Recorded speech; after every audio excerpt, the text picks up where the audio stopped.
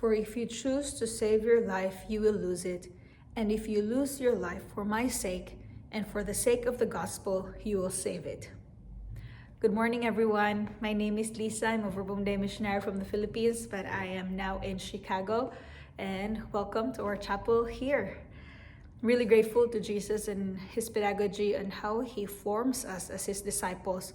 So now we are reading this Gospel of Mark, and we can really see how Jesus walks with the disciples, teaching them how to be his disciples. There are so many ways on how to become a disciple if you follow whichever. And now we have all the TikTok and Instagram, and we become disciples of all these people that we follow, or these ideas or these channels that we follow.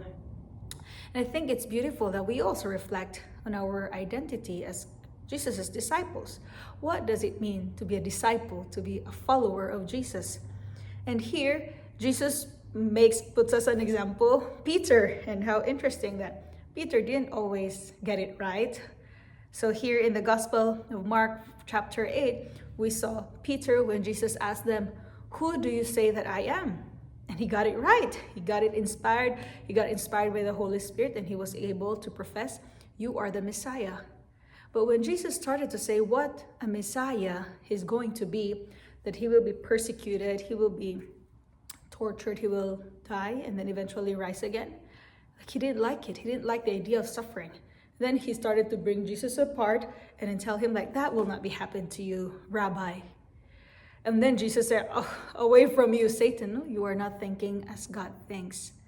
And then later Jesus tells this about discipleship.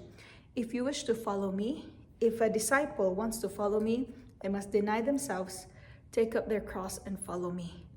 Because it's about really choosing to live our life in the way of Jesus and in the way of the gospel. And that is what it means to be a disciple of Christ.